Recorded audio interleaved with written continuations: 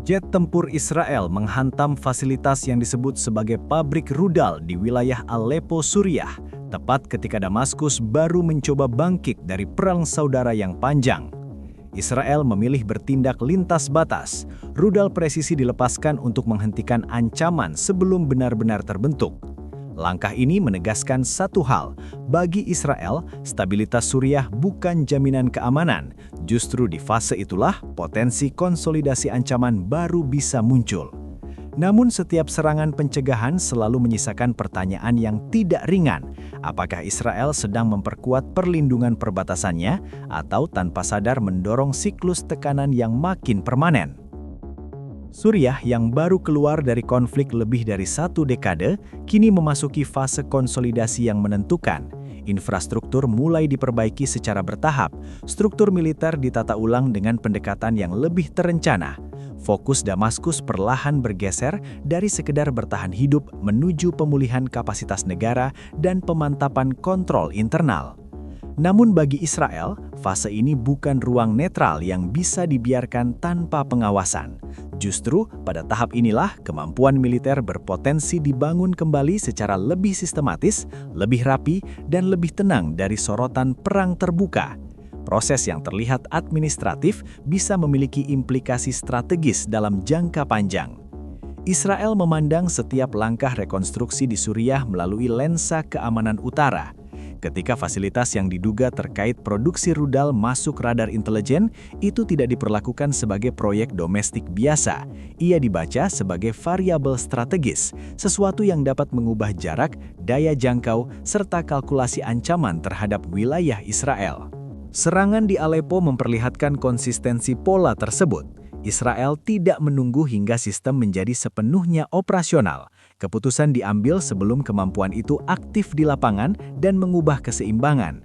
Pesannya tegas, bagi Israel, fase pasca perang Suriah bukan akhir dari persoalan keamanan. Ini adalah masa transisi yang dapat membawa risiko baru. Jika rekonstruksi bergeser menjadi rearmament, maka yang dihadapi Israel bukan lagi ancaman sporadis, melainkan ancaman yang lebih terstruktur, lebih terorganisir, dan semakin dekat dengan perbatasan utaranya. Serangan di Aleppo memperlihatkan konfigurasi tekanan yang timpang di front utara. Angkatan udara Israel bergerak cepat, presisi, dan dalam kerangka waktu yang sangat singkat. Tidak terlihat respons militer langsung dari Suriah pada saat yang sama. Dalam momen tersebut, Israel memegang inisiatif penuh. Keputusan berada di tangan Tel Aviv. Baik waktu, masukan, maupun cara bertindak ditentukan secara sepihak. Situasi ini menunjukkan bukan hanya ketimpangan kapasitas militer, tetapi juga ketimpangan tempo dalam merespons dinamika di lapangan. Israel berada satu langkah di depan dalam menentukan arah peristiwa. Bagi Israel, memegang inisiatif bukan sekedar keuntungan taktis sesaat. Itu adalah elemen strategis untuk menjaga jarak ancaman tetap terkendali dan tidak berkembang tanpa pengawasan. Dengan bergerak lebih dulu, Israel memastikan bahwa ritme eskalasi tidak dibentuk oleh pihak lain. Setiap target dipilih melalui kalkulasi yang mentimbangkan jarak, dampak militer, serta pesan strategis yang ingin ditegaskan. Ini bukan sekedar penghancuran satu fasilitas. Ini adalah penegasan bahwa Israel mempertahankan hak untuk mengintervensi setiap perkembangan militer di Suriah yang dianggap melewati batas toleransinya. Dominasi udara menjadi instrumen utama dalam menjaga ruang manuver tersebut. Selama Israel mampu menjangkau target di kedalaman wilayah Suriah tanpa hambatan berarti, jarak aman dari ancaman yang tumbuh tetap terjaga. Keunggulan ini memberi Israel waktu, ruang, dan fleksibilitas dalam menentukan langkah selanjutnya tanpa harus terjebak pada tekanan mendadak. Namun, semakin sering doktrin ini dijalankan, semakin besar pula biaya yang harus diperhitungkan. Biaya itu tidak hanya bersifat operasional, tetapi juga politik dan strategis. Dominasi yang terus digunakan akan selalu memicu perhitungan ulang dari pihak yang berada di bawah tekanan, sekaligus menguji ketahanan pola tersebut dalam jangka panjang. Pola dalam serangan ini tidak lahir dari keputusan spontan. Sejak lama, Israel menempatkan doktrin pencegahan sebagai fondasi kebijakan keamanannya di front utara. Prinsip dasarnya sederhana, Ancaman yang berpotensi mengubah keseimbangan tidak dibiarkan tumbuh hingga mencapai tahap operasional. Ketika infrastruktur yang dinilai sensitif terdeteksi, responsnya bukan menunggu konfirmasi akhir atau perkembangan lanjutan. Responsnya adalah bertindak sebelum kemampuan itu benar-benar matang dan sulit dihentikan. Penggunaan jet tempur dan rudal presisi mencerminkan konsistensi pendekatan tersebut. Target dipilih melalui kalkulasi yang mentimbangkan jarak, dampak militer, serta pesan strategis yang ingin ditegaskan. Ini bukan sekedar penghancuran satu fasilitas. Ini adalah penegasan bahwa Israel mempertahankan hak untuk mengintervensi setiap perkembangan militer di Suriah yang dianggap melewati batas toleransinya. Dominasi udara menjadi instrumen utama dalam menjaga ruang manuver tersebut. Selama Israel mampu menjangkau target di kedalaman wilayah Suriah tanpa hambatan berarti, jarak aman dari ancaman yang tumbuh tetap terjaga. Keunggulan ini memberi Israel waktu, ruang, dan fleksibilitas dalam menentukan langkah selanjutnya tanpa harus terjebak pada tekanan mendadak. Namun, semakin sering doktrin ini dijalankan, semakin besar pula biaya yang harus diperhitungkan. Biaya itu tidak hanya bersifat operasional, tetapi juga politik dan strategis. Dominasi yang terus digunakan akan selalu memicu perhitungan ulang dari pihak yang berada di bawah tekanan, sekaligus menguji ketahanan pola tersebut dalam jangka panjang. Serangan di sekitar Aleppo memperluas spektrum resiko di front utara Israel. Setiap operasi lintas batas selalu membawa konsekuensi yang tidak sepenuhnya dapat diprediksi atau dikendalikan. Walau tidak ada respons militer langsung yang disebutkan, situasi tetap berada dalam kondisi rapuh. Perbatasan utara bukan ruang hampa yang statis. Ia adalah zona strategis yang sensitif terhadap perubahan kecil, baik di level militer maupun politik. Bagi Israel, operasi preventif dirancang agar tetap terbatas, presisi, dan terukur. Target dipilih dengan tujuan menahan konflik agar tidak melebar ke konfrontasi terbuka. Namun dalam lingkungan yang sudah syarat ketegangan, potensi kesalahan kalkulasi selalu ada. Ia bisa muncul dari detail teknis yang luput, dari salah tafsir atas maksud tindakan, atau dari respons simbolik yang meningkat tanpa perencanaan awal. Eskalasi tidak selalu lahir dari niat menyerang. Ia dapat tumbuh dari reaksi berantai yang bergerak cepat dan sulit dihentikan.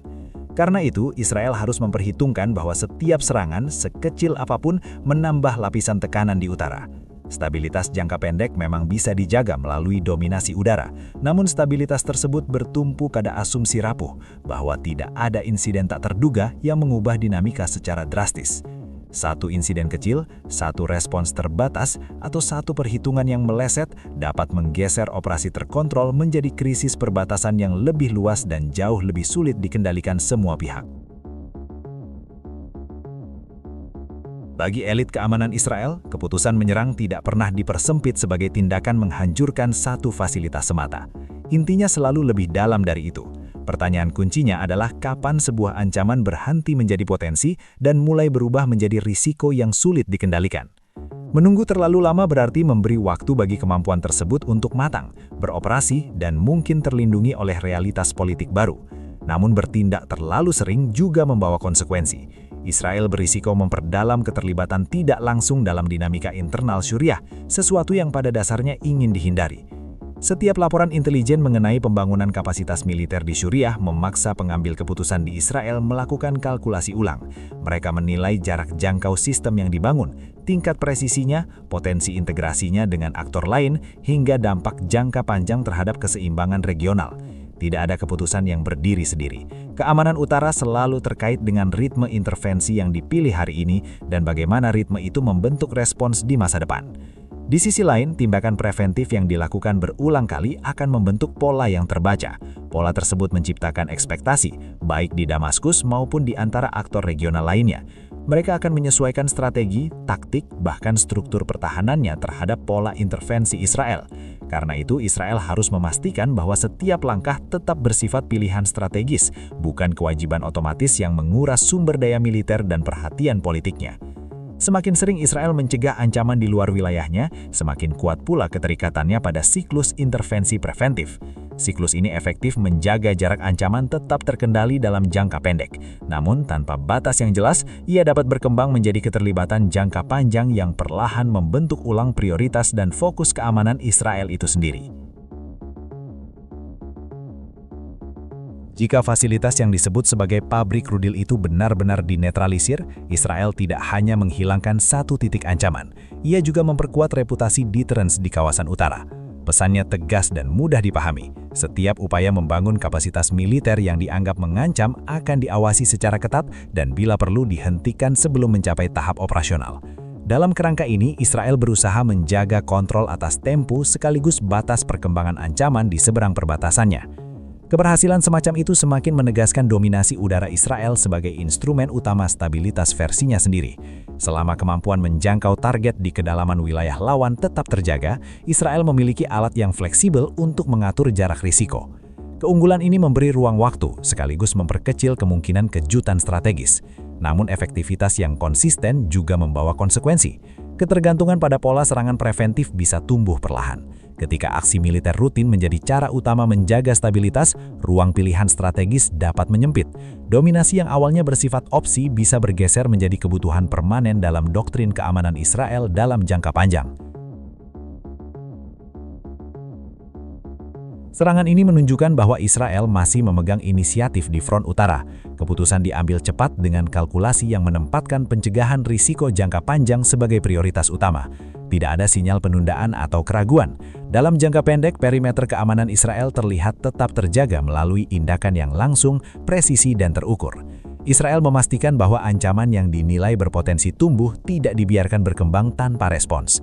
Namun, setiap intervensi lintas batas selalu membawa konsekuensi lanjutan. Ia menambah lapisan kompleksitas yang tidak selalu terlihat di permukaan. Relasi yang sudah rapuh dengan Suriah tidak membeku dalam satu peristiwa. Dinamika itu bergerak mengikuti ritme aksi dan respons yang terbentuk dari waktu ke waktu. Israel mungkin berhasil menutup satu celah ancaman hari ini dan menjaga jarak risiko tetap terkendali. Tetapi masa depan keamanan di utara tidak ditentukan oleh satu serangan atau satu keberhasilan taktis.